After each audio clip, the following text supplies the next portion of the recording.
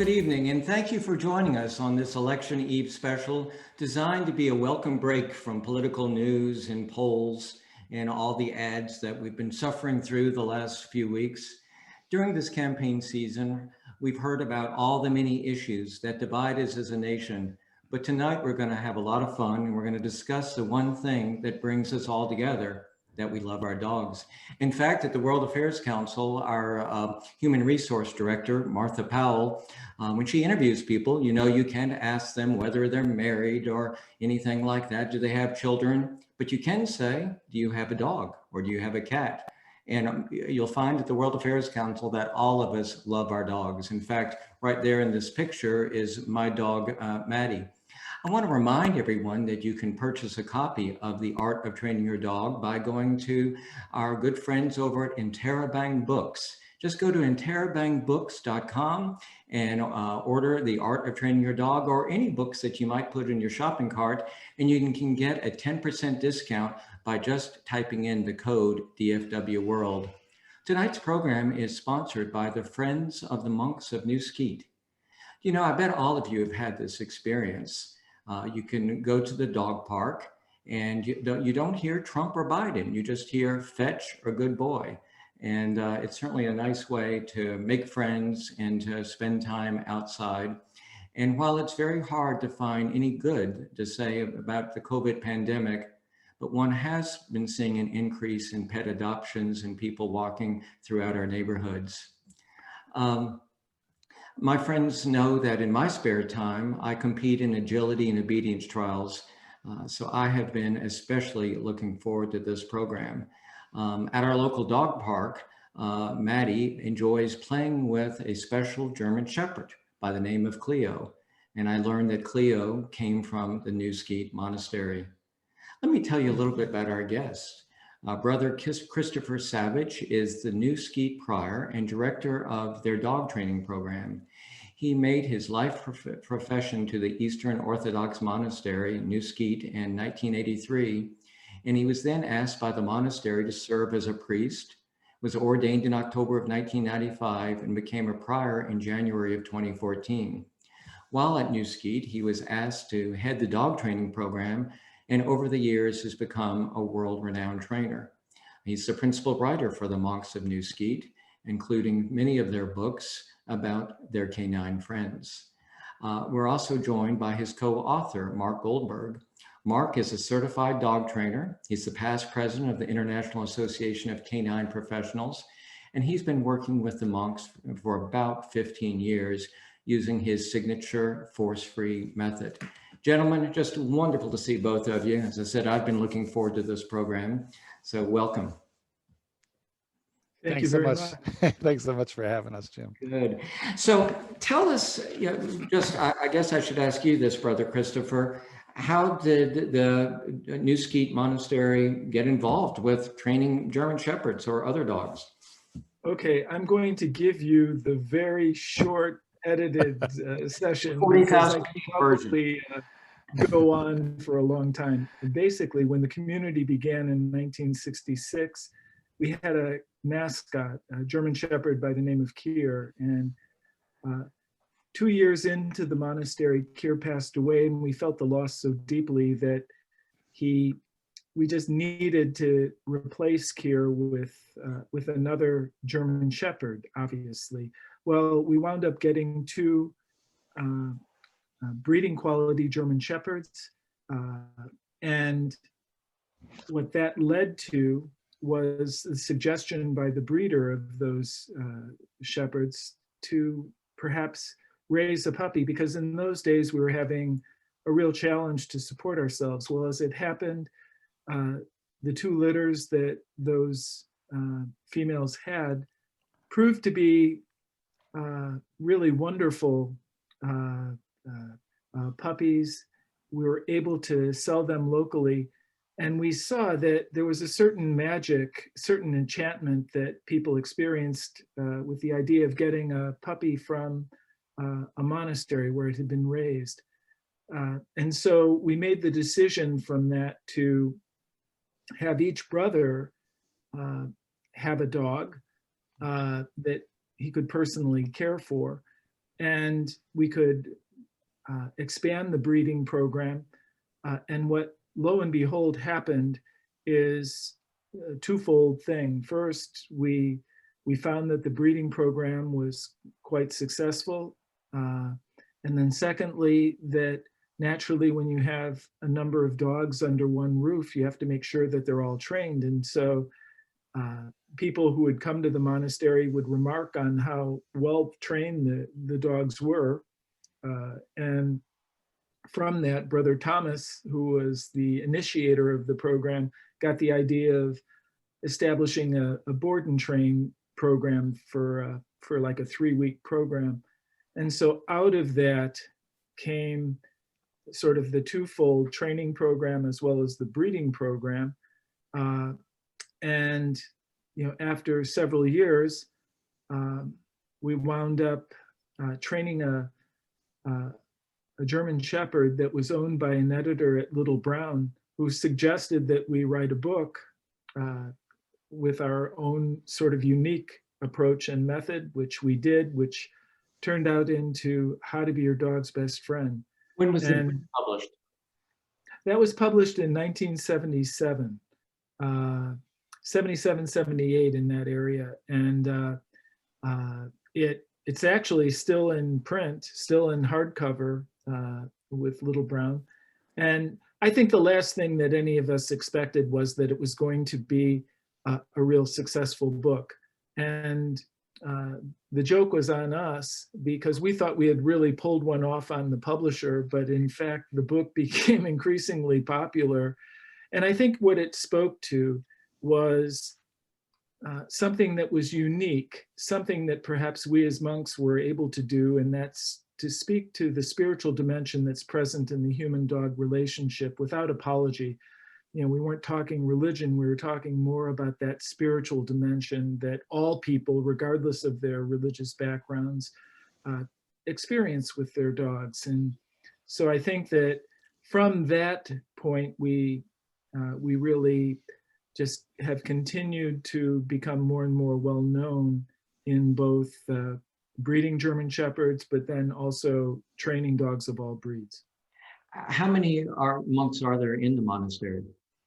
Right now, there are 8 of us, and we've always been a relatively small community, but we also have 3 sort of members in at the doorstep, so to speak, fortunately. And so we're really happy to be able to welcome them in the next several months. So probably after the first of the year, we'll number 11. And so how many German Shepherds are generally kept with you at any one time? Generally speaking, here right now in the monastery itself, we have 8. But we also have shepherds that are placed locally that we have breeding rights to.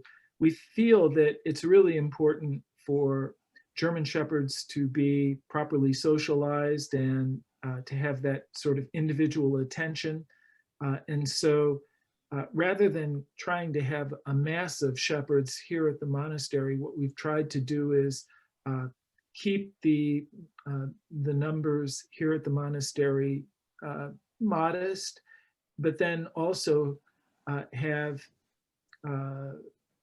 shepherds placed in local families that can be used in the breeding program. How large is New Skeet, the city? The monastery itself, we're fortunate to be on a piece of property that's 500 acres. Oh, nice. It's primarily woodland, and it's very, very beautiful. And the monastery is pitched right in the middle of the property, so the local neighbors bordering our property don't hear the barking of our dogs, and they're very grateful for that, actually. It certainly looks beautiful. Let's bring Marc into the conversation. Marc, how'd you get hooked up with this? Well, I was sort of a child bride to the whole dog training industry myself, because I got my first dog at the age of 11. And although he lived till I was not quite, but almost 30 years old, he got hit by a car when he was very young. And so my mother sent me off to dog school. And in that era, this was in the very early 70s. And in that era, Jim, not that you're that old, but you might remember the fact that everybody went to dog school those days, and competing in AKC events, it was very common. It's become kind of an old school thing now, unfortunately, but at the time it was common. And what I discovered was I had a very good dog. I had a very smart dog, a Sheltie, who cleaned up all the prizes and made me think I was a good dog trainer. So it took me a few more years to find out I had a good dog, more than I was a good dog trainer. But I was absolutely bitten by the bug, as so many of us were.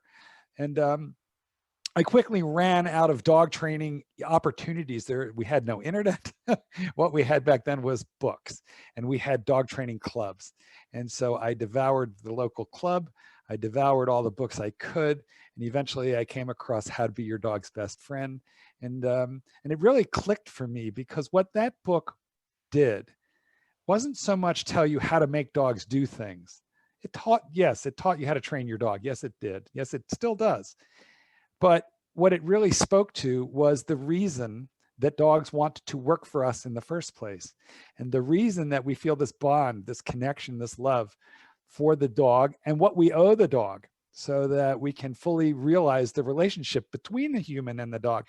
And that just resonated hugely for me, because I was always really fascinated, not so much about how to make dogs do things, but about what makes them tick.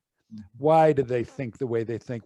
How can I understand them better? And that was just a complete passion of mine. And then, long story short, Brother Christopher and I ran into one another at a professional conference, and the rest is history. We ended up friends and compadres and training partners, and eventually writing, co-authors. One of the things that we're seeing right now is many people are adopting dogs from shelters because they have more time at home. And we have a question already from a member of our audience, and this is something that I hear all the time since I have a purebred dog. Wouldn't it be kinder to train rescue dogs than to breed and bring more dogs into the world? I'd like either one of you to respond to that, because I'd like to address that very quickly first, and then I'm going to throw it over to Brother Christopher. And the first thing that I want to say about that is that I personally own 3 dogs right now. And I haven't purchased a dog in decades. 2 of my dogs are purebred dogs, and one of them is a mix, but all of them were rescues. One, a lovely, beautiful, well-bred German Shepherd, was an owner give up. Things happened in their family. They were my client and they couldn't keep the dog. The owner of the Rat Terrier was a family member, and she died, and she asked me to foster the dog. She asked me to adopt it. And I said, no, I'll train her and place her. 2 weeks later, that was my dog, my girl, So, but what I want to tell you is there is nothing wrong. In fact, it's very important that somebody spend time remembering what were dogs originally developed for. And they were all working breeds. They were all, that Vizsla behind you, bred to go out there on the plains of Hungary and flush and retrieve birds. All dogs had a purpose. And it is only today, when we have nothing but leisure time to give dogs, that they can be unemployed. But somebody needs to really, and I'm a big rescue person. I do it, I believe it, I live it. But at the same time, I believe that somebody needs to be working very diligently to improve the genetics of purebred dogs, so that we have a way of maintaining history, and so that we have a way of keeping into the mix dogs who are bred for specific purpose. Mm-hmm. Because in your book, you do talk about how certain dogs are better, collies for one thing, border collies for another, Vizslas for hunting. Well, we don't so much say one is better than the other. We just say a little bit about what they're suited for, and what their instincts may lead them to do, right? So, for example, a border collie is a lot likelier to look back constantly at the owner to see what's going on with you, whereas a Vizsla may have the sense that they want, they see a tall grass, they want to leap right into it because there's probably birds in there. So understanding the mentality of that genetics helps you to offer the dog in trade for obedience what it is that they most want. So understanding what motivates a dog is a good thing. But a purebred dog with good genetics, it's a thing of beauty, and I'm glad that somebody is doing it. Brother Christopher, do you have anything to add on that point? Because it is one here so often. I would just piggyback on that and say that it's not an either or. Naturally here at the monastery, while we're passionate about breeding German Shepherds and we have a real commitment to improving the quality of the breed, we've fallen in love with it. At the same time, that's expanded to dogs of all types, mixed breeds, as well as we've trained innumerable rescues here at the monastery, and we try in our work to encourage those types of attitudes, those types of commitments to our dogs that can really expand the quality of life both in the owner and the dog. I think really the issue is educating human beings so that they can be responsible dog owners. I think that there's room for intelligent and passionate breeding, and I think that there's also room for finding that wonderful rescue that you give a new lease on life to. Right. And also, I think sometimes you find people, I have a friend, I think we'll see his dog in a minute, that has only had rescues, lab rescues. I think it's quite fine to focus on a breed because so often, and unfortunately with Vizslas, in fact, you're beginning to see more and more people get a Vizsla and not understand how much exercise they need. Right. And then they're being put in shelters. Do you take dogs in for training, and ones that are outside of your own breeding program? We sure do. We've been doing that since 1969. And so you can imagine here at the training center, over the years, I've been here over 40 years, I can safely say I've probably trained most every breed that you could think of. And it's been a wonderful laboratory, as it were, to both observe the beauty of dogs, the diversity of dogs, and the different gifts and skills that are sort of apparent in each breed. But we do train a lot of dogs each year, probably well over 100. And so it's something that has been a real privilege to be a part of. I assume you have a long waiting list. For our puppies, yes. What we've had to do is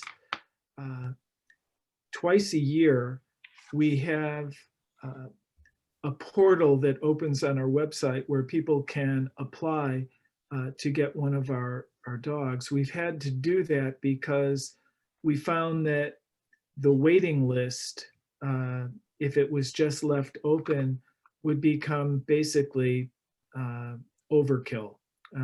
It's not too. You got to enter the lottery to win, to get one of these puppies. It's harder to get into this than the New York Marathon. That they're going to have to wait, 4 years till they get their dog. So let me tell you, are they cute, alert, and intelligent? The puppies there at the monastery, they're just lovely.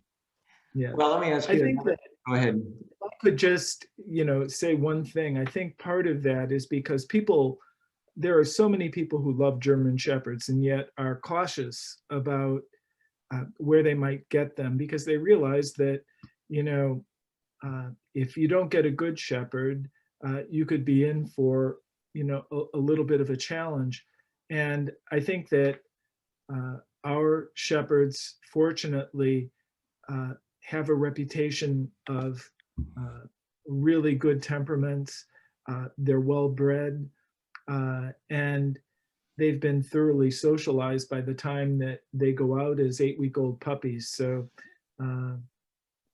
we're in a very fortunate position. How do you vet the owners, the prospective owners? We have an application form that is not just simply an application form, but also gives the owner the opportunity to describe their lifestyle, whether they're elderly, for example, or whether they're young, what is their activity level, what are their work hours, etc.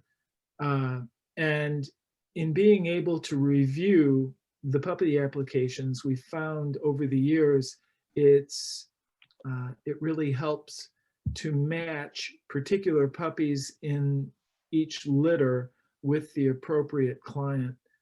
Naturally, if we see an obvious application that just isn't going to fit for a German Shepherd, we'll politely call the people and explain why we can't accept their application. But in general, we're fortunate to draw from a pretty educated clientele, and within each litter, I think we've been pretty successful in placing puppies in situations where they can thrive and flourish. We have a question from Carl. Marc, I think this is a good one for you. Is pampering a dog a bad thing? It's sometimes, he says, very difficult to maintain the relationship with the dog as a dog, rather than, as he says, a child. Well, you know what? Let's start with love. You can't love a dog too much. Love is a good thing. You cannot have too deep of a commitment for a dog. That being said, for the relationship to really flourish as to the profound level that it could fully reach, you do need to respect what the dog is and what the dog isn't. And the first thing that the dog isn't is human. They aren't human. You cannot speak to them in English to explain to them, look, let me explain to you. Traffic is bad and it's dangerous. This door is your barrier, you know, it's your life safety network, right? This is your lifeline, your seatbelt. Don't run through this door because there's cars on the other side. That electrical cord over there, yeah, I wouldn't chew through that because bad things are going to happen if you do so, right? You can't tell them this. So what you have to do is you have to, well, if people want to think of dogs as their fur babies, then I think that we should step forward as parents before we become grandparents, right? The parent's job, I raised 3 children, and I'll tell you what, I feel like my first job was to help these children become self-sufficient, good contributing members of society, to help educate them on how to stay safe and how to stay out of jail, and to have fulfilling lives, right? Now, I'm going to be a grandfather this year, and I can't wait to have a little kid to spoil. And when it's naughty, just hand it back to somebody else to do the discipline. I did that already. Yeah. But who would have done it for my children if not me, and if not my wife, right? So guys, you cannot love a dog too much, but part of love is helping your dog do his homework, get his shots, do his dentistry, all the things that we had to do as children that our parents did for us. In a few minutes, I want to start talking about your book, because I really found it very helpful. And as you might imagine, I have a lot of dog books. But here's a question, Brother Christopher, that I was getting ready to pose. And this is worded very well, so let me read the whole question. My husband trained Dobermans in the 1970s, and they bought a Weimaraner in the early 80s. Then the breed became popular, and we noticed as the years as breeds became popular, Cocker Spaniels, Labs, and German Shepherds. They didn't put in German Shepherds, but obviously I will here. There was a lot of inbreeding to preserve the line, and it created genetic disabilities. We know about hip dysplasia. How do you prevent that at your monastery? Basically, what we do is, for many years, we've naturally studied good breeding techniques, okay? If we do what we call line breedings, which is a limited type of breeding that is where sire and dam are related, okay, we do so very carefully. But we also periodically refresh our program with outcrossings, with dogs that introduce new lines. Naturally, we're also extremely conscious about breeding only dogs that whose within German Shepherd especially, it's very important that hips and elbows be radiographically certified, okay, as acceptable to be breeding quality. So we won't breed a dog whose hips have not been approved. We actually take our x-rays and send them to Germany to the SV, because we feel that the SV is actually more rigorous and has a sort of a clearer understanding of the structure of German Shepherds. And so we have them evaluated there and sent back. If a dog doesn't pass in terms of its x-rays, basically what will happen is we'll place it in a wonderful home and they will get an outstanding pet, but we won't use it for breeding. And you have to wait for 2 years before you can do the OFA test, the hip? In Germany, they ask for it to be done in a year, okay? And we've had very good luck with that. The OFA is 2 years. In Germany, it's 1 year, but naturally that helps us out as breeders because we can make a clearer determination more quickly. But we also, I can say, have found that the evaluations have been extremely accurate, and we haven't had any problems. And so as a breeding program, we have a very good record. You can't totally eliminate hip dysplasia, for example, from the breed. There's a certain amount of dysplasia that is going to crop up. But what you can do is all in your power to breed only dogs which have really high quality hips and elbows and who are lacking any other medical problem like von Willebrand's disease or anything like that.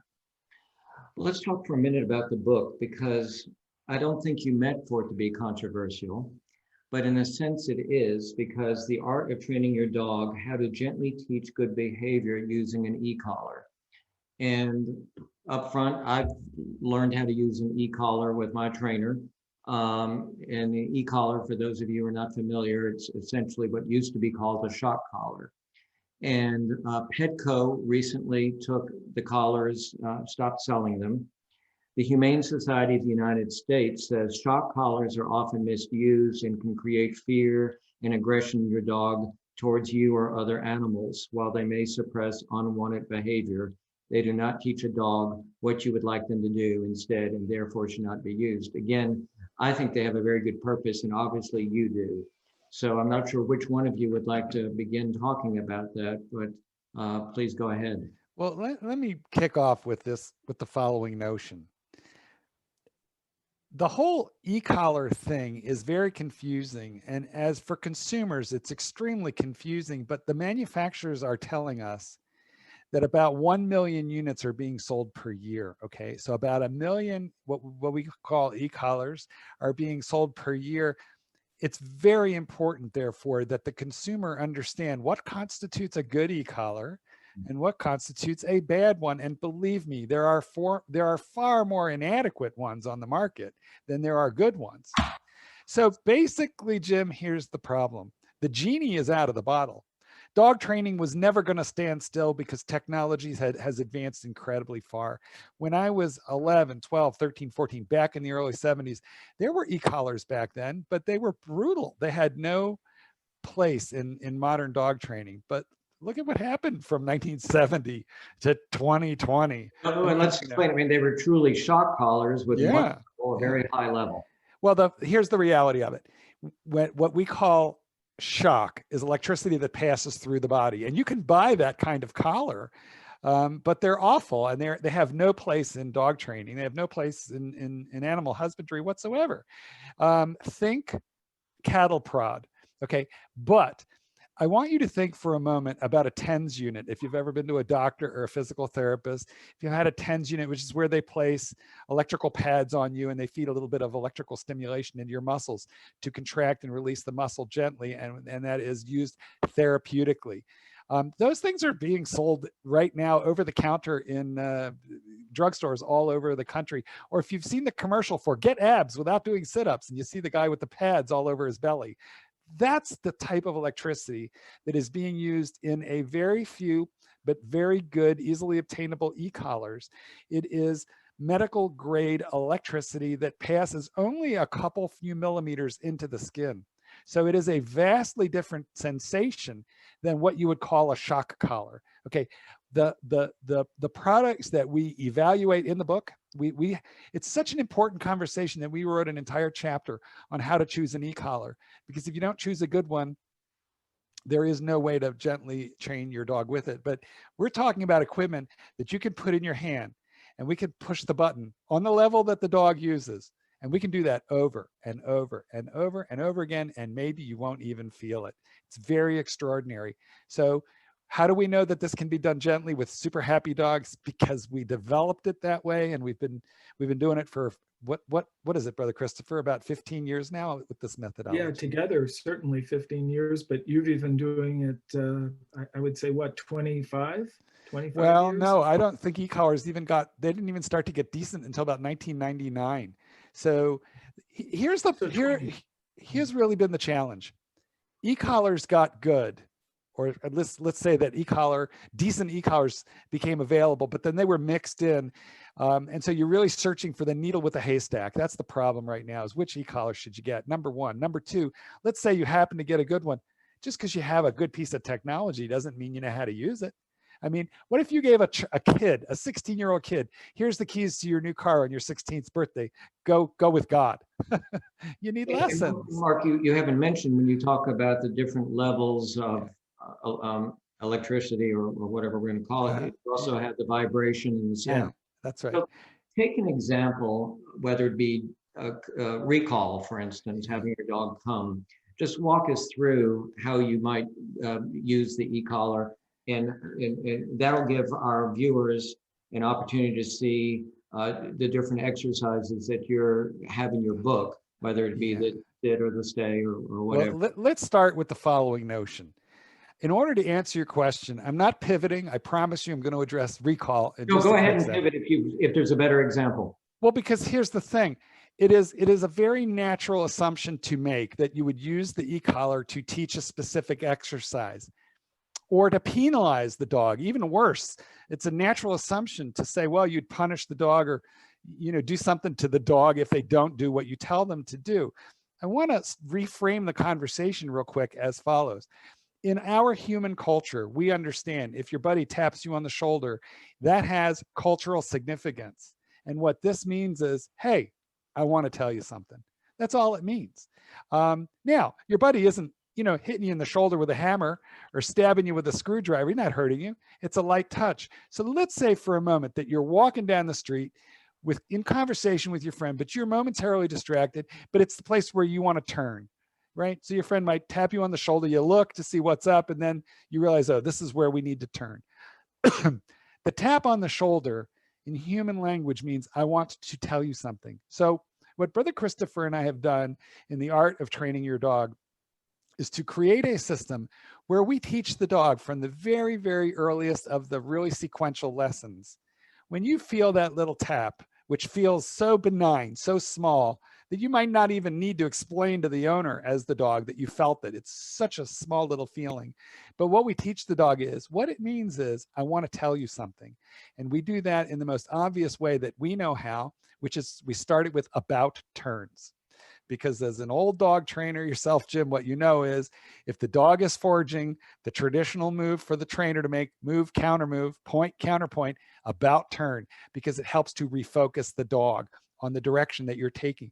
So all we do is we don't do anything harsh. We just touch the button as we make the about turn. And within literal moments of the first session, the average dog is looking at you right when you push the button and go, we're turning, right? And then you praise them and you turn.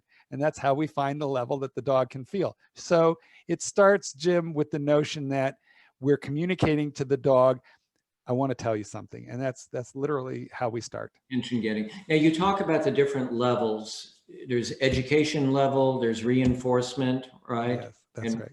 Correction. Well, we don't call it that. We do call it interruption level. Interruption. Because the word correction sounds like the word, well, in our language today, correction sounds like punishment. But the only thing we ever really need to do with a dog who fully understands its commands is if it's so distracted that it didn't hear the command we just need to interrupt the distraction. So if a dog is staring at a bird and literally doesn't hear you when you say come, All we need to do is to interrupt the dog's focus on the distraction and refocus that dog, just as we started with lesson 1, which is, hey, I want to tell you something. You know, I think another point that might be helpful is, even if your dog is really well trained, if you're taking a hike or going where a loose leash, especially outside in the woods, it's a good safety device to have an e-collar. Oh, absolutely.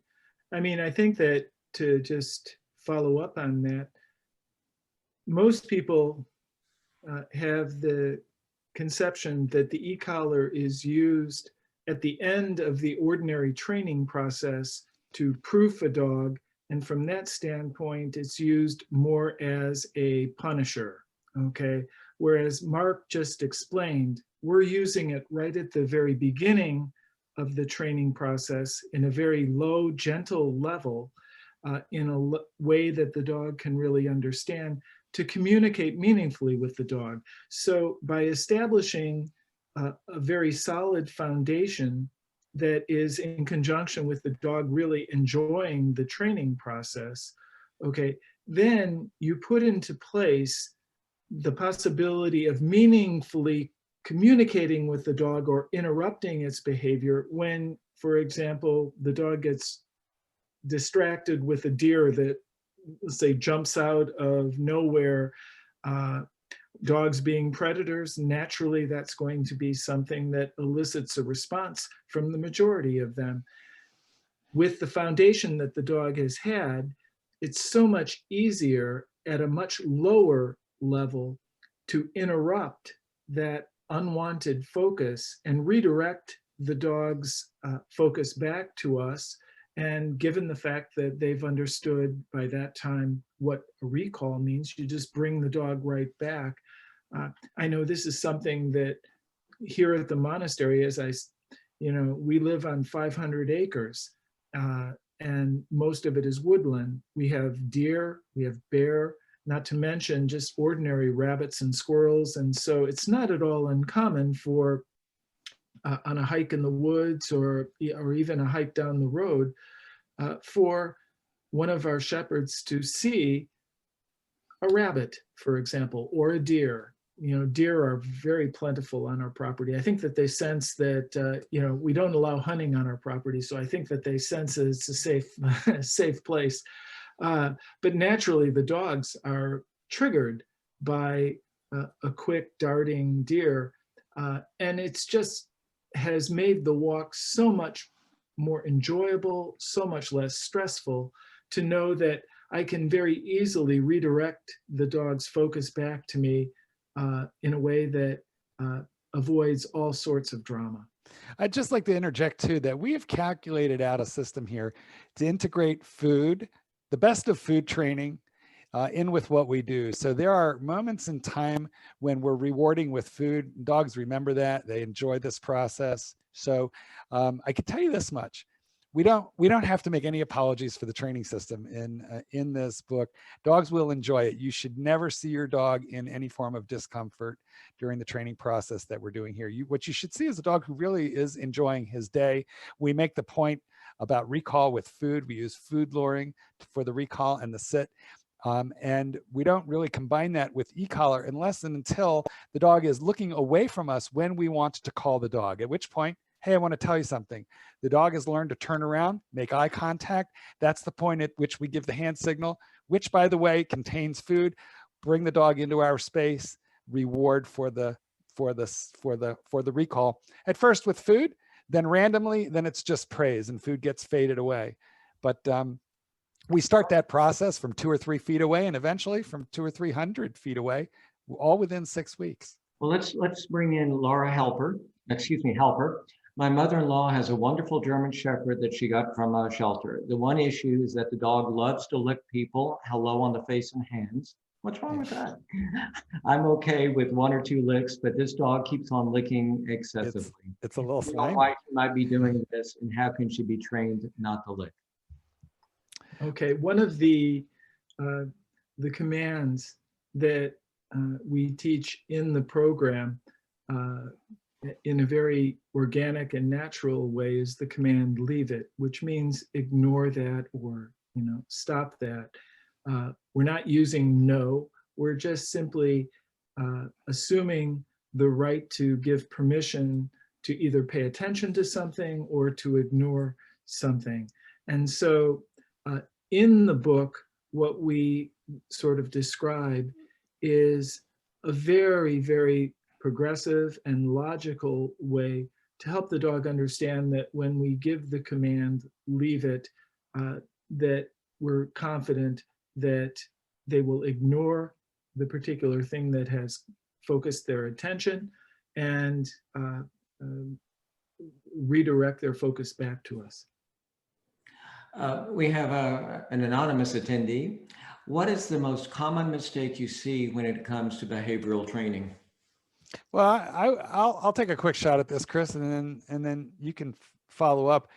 I think that people either tend to be overly permissive, right? Which is to say they want to train 100% with cookies and treats, which, by the way, is precisely how you start a puppy, right? This is exactly how we start a puppy. But there comes a point when you have an adolescent dog and too many people are being sold a bill of goods that you can fix everything with cookies. And the problem is that for your dog to reach his full potential, he might like to go hiking in the woods someday. He might like to go to a dog park, but and run free to play, to be a dog. But for that to be safe, you need a very positive, very strong, reliable recall off of distractions, even if you live in the city, to make sure that if your dog should slip off the leash or if you drop it, that your dog will turn around and come back when you call. So I think some people select dog training that's just overly food oriented. And on the other hand, I think other people maybe go to the extreme in the other direction, which is they are impatient. You do need a bit of patience, but if you do the right things, the average dog in very short order will be well behaved. Dogs are willing to make changes much faster than people are. I've always told friends that if you make an investment of a year, 2 years with your dog, you'll have just the best friend ever. Mm-hmm. I think that certainly has been our experience. I mean, a number of years ago, we wrote a book called The Art of Raising a Puppy in the early 1990s. And one of the counsels that we offered in the book was precisely that. These first months of a dog's life, between, let's say, the time it's born and 8 to 9 months of age, are so critical, and that if an owner overdoses on conscientiousness in both socializing and training the dog, the payoff with that is going to be enormous, because you'll be able to spend the next 10 to 15 years really enjoying a relationship that is sort of realizing the dream that you had when you got the puppy in the first place. Jim, you're an old obedience trainer, so I bet you've heard the phrase, train, don't complain. Exactly.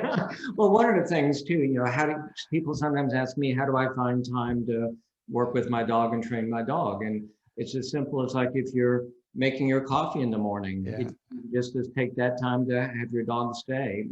When you're feeding the dog, make that a fun time to do various exercises. Yeah, we think that concept is so important that in the art of training your dog, we actually start the lessons essentially in your kitchen. We start them in the home, and in the first couple of days, the average lesson, the duration of it is 3 to 5 minutes. So, of course, Marc, I love the way you keep on saying that I'm an old dog trainer, but I'll let you well, I have very few peers. I'm looking for friends. Kirsten has a good question. Is it ever too late to train a dog? Can you teach an old dog, new tricks? Oh, absolutely. I think both Marc and I have had experiences where we've had dogs that, for various reasons, have come into our board and train programs. I mean, I remember within the past year, I've trained a dog that was 8.5 years old, another one that was 9. In one of those cases, the owners were having to relocate to England, and they had never really formally trained the dog. They lived on a farm, and so they had just sort of gotten by, but they were going to be moving to London in England. And as it happened, there was a park directly across from where they were going to be living. The park was dog friendly, but the dogs had to be really well behaved, which meant that the dog would have to have a very reliable recall, number one, and also be sociable with other dogs. Well, they really hadn't had the opportunity to have their dog formally trained. And so they inquired, would that be possible? And I said, sure. And as it happened, the dog did exceedingly well in the training program. It's true, when the dog came in, the dog really didn't have an awful lot of formal understanding, but it was a dog that picked up very quickly. And fortunately, several months after we had reunited them with the owners, I got a postcard from London, England, saying, everything is great, thanks so much. So that was with an 8.5-year-old mixed breed. That's a great story. And Helen, I did not read your question, but is 18 months too old to train a dog, a Beagle mix? So I think we've answered that. Katie has a really timely concern. She writes, we have a 1-year-old rescue that we adopted when she was 3 months old. She's a German Shepherd Blue Tick Coonhound mix. We were off to a very good start training before the pandemic, but then everything shut down. It became difficult to socialize her, and she's become aggressive around strangers, not other dogs. We'd appreciate any suggestions to help her. Well, if I may, at the risk of sounding like an advertisement for our book, probably the most important thing that you can do is to take her out into the world. When the pandemic hit, what so many of us did was we cocooned at home, and we did so under advisement and fearfully, and it was a very stressful time. And not only that, when we did go out, I don't know about you guys, but when we went out, mask or no mask, you encountered other people. It was a small shock to the system. And so if you were on a sidewalk, you might quick hustle to the other side. And our own nervousness, I think, might have communicated to our dogs to a certain extent, stranger danger, which wasn't our intention, but we were on high alert. Well, unfortunately, we're all getting a little bit used to the realities of this pandemic now. And I think we have a slightly better handle on how to deal with ourselves in public, right? So my advice is put a mask on, get out there, walk your dog. And if you need to teach your dog leash manners and to avoid focusing overly on distractions, in this case, other people, but it could be anything, could be rabbits, could be squirrels, could be other dogs. Just teach your dog good leash manners, good focus, and your dog will quickly give up that aggression. But the most important part is for you to develop the confidence that you've got this, that you can do this, that you can lead your dog. And that's why we call the centerpiece of our methodology in the book, we call it the purposeful walk. The purposeful walk. So we can teach you how to walk with purpose in such a way as your dog will eventually go, I'm too busy to mess with you, I'm with her. And that really is. And let's stress that is not formal obedience healing. This is really a walk where the dog gets to enjoy being outside and you get to relax. And yeah, correct. I think that go ahead. One of the expressions that we use here, because we all know, at least those who have been formally involved in dogs and in obedience competition, we know what a formal heel looks like, where the dog's attention is riveted on the handler. And it's a thing of beauty in an obedience competition, but really, how realistic is to think that we're going to expect the dog to be doing that on its daily walk in Manhattan, for example. Right. And so what one of the expressions that both of us use is walking calmly and politely on the leash, which means that the dog is thoroughly under control. Now, getting to that, and particularly with respect to the question that was asked, may take certain amount of practice, and sort of like getting into a hot bath, doing so progressively. You don't want to flood or overwhelm the dog before the dog is prepared to deal with, let's say, a distraction that it can handle. But at the same time, I think that you'll find in the book, we really have bent over backwards to try and sequentially lead the reader and their dog through a very logical and doable program that can face, let's say, increasing distractions successfully. Now, granted, there are going to be some dogs who have real challenges, and I mean, let's not, try and downplay that. There are going to be dogs that, let's say, have more serious behavior issues. In that case, we would sort of encourage an owner to supplement the information that they're reading in our book, perhaps with the help or assistance of a professional who is comfortable with this approach, this type of an approach, and who can coach and guide the owner through that, let's say, difficult challenge that they happen to be experiencing. And wouldn't you say that you really don't want to delay reaching out to a professional? That's correct. The quicker the better. This seems like an okay time for me to just make a quick interjection. Jim, we're doing something a little bit unique with this book. We have a website, which is the same as the name of the book. It's theartoftrainingyourdog.com. From that website, you can certainly learn more about the book, more about the authors. But from that website, you can also navigate to a Facebook group that we have set up. It's a free Facebook group where you can post videos and questions, and then based on the knowledge that we share in the book, you can actually get additional guidance from a community of dog owners and dog trainers, including the authors. So yes, we wanted to provide really detailed training instructions, but we understand that some situations are a little more challenging than others. So if you were to look for our website, theartoftrainingyourdog.com, click the button to get into the Facebook group, I'm sure we could help you even more there. Well, I need to ask this question because it's from a fellow Vizsla owner, Scott. My Vizsla Shiner loves to hunt, but hates the sound of gunfire. I've tried a number of methods, all carefully without success. My first hunting dog, which I introduced very slowly and carefully, never had a problem. What's the best way for him? Boy, that's a tough question. Okay, that is a tough question. And let me tell you a story.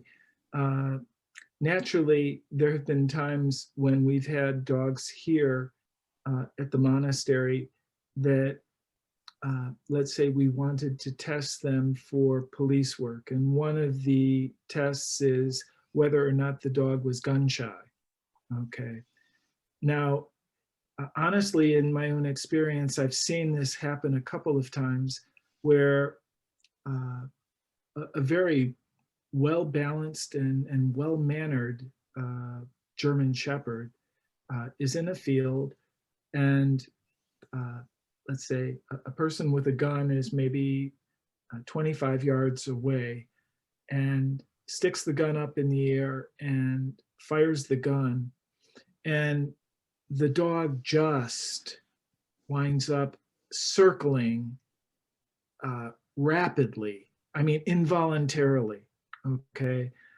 They call it a gun-shy dog, okay? And naturally, from the police officers that I've experienced, but also what I've seen with my own eyes, it's not a training issue. It's sort of an issue that relates to something that is involuntary in the dog's system, and the dog can't help but responding. I'm not sure if that's what this gentleman is talking about, but based on my own experience with German Shepherds who have been tested for gun shy, I mean, the majority of Shepherds where I've seen that done, they might initially sort of manifest a little bit of an ounce of concern, but they quickly are fine with it. They can be easily conditioned with it. Whereas the gun shy dog, So, but if you've got a dog, I don't want to say you're stuck with this dog, but you have this dog already, you love this dog.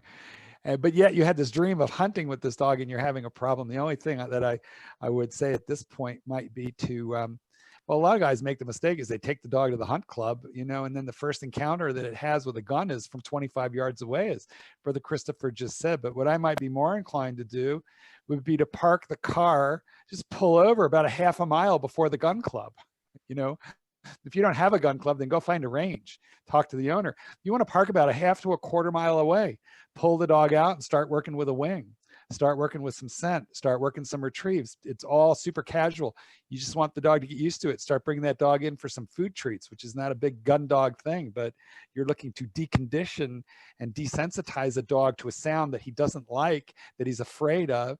You want to turn that into happy anticipation, which is exactly what the gun dog owners want. And then I wouldn't move any closer than that half mile point on subsequent visits until that dog was completely. And I haven't found very many beachless that aren't food driven, so that might be a very good way to do it. Yeah, I think if you took a month and every day you got like 20 yards closer from a half a mile out, within a month or two, We have your just dog will be. another minute or two. Let me ask you, in your book, The Art of Training Your Dog, which is of course available in Terabyte Books and elsewhere, how much time do people need to devote to training their dog if they want to have a good pet? Well, we're laying out a 6-week program. So you should be training daily for 6 weeks. We give you a daily planner so that we tell you exactly what to do every day for those 6 weeks. And it starts out where, maybe your daily commitment's going to be 20 minutes, and it finishes up where your daily commitment might be a whopping total of 40 to 45 minutes in a couple of segments. And that can be broken up in the various sessions. It is. Yeah, we very highly suggest that it is broken up over several sessions. But basically, I just want to stress how well written this book is and organized, and I love all the photos that you did with the description. So anybody who's looking to train their dog, whether it's a puppy that they've just gotten that's 7 or 8 weeks old, or a rescue that's 2 years old, I think you'll find the book very helpful. And it will really answer any questions that you have about an e-collar. But I would just counsel, if you have any questions about an e-collar, please jump on your Facebook group so that we don't have people making mistakes. I'd like to end with Anne's question, if I may. How do you explain that dogs read our emotions so well? They often seem to pick up on our thoughts and feelings before we do. Brother, okay, I'll jump in. Question for you to close our program. Dogs are by nature innately conditioned to paying precise attention to their environment, not only to other dogs in their immediate pack, but also as predators, noticing everything. Now, in the millennia since humans and dogs have been companions and related with each other, dogs read us like a book. Okay, they've transferred the gifts, the natural gifts that they have just simply as canines into the relationship, and they are able to really pay attention to the slightest movement and body language message that we may be given, even unconsciously, in ways that can leave us astonished and amazed. What this is tended to do over the years is cement the bond between owner and dog in a way that I just can say it outright, leaves most owners deeply, deeply touched, which is why when a dog passes away, it's such a traumatic experience, because on so many levels, I think we as human beings have rarely experienced the type of unconditional love and affection that a dog offers us, free of charge. Well, I just want to say how much I've enjoyed our conversation. I admire the work that you do. And I do want to encourage our viewers to take a look at your book. I hope you'll be able to pick up a copy. And if you have any friend that has a new puppy, this would be a wonderful gift. Again, thank you so much, gentlemen, and stay safe. Thanks for watching.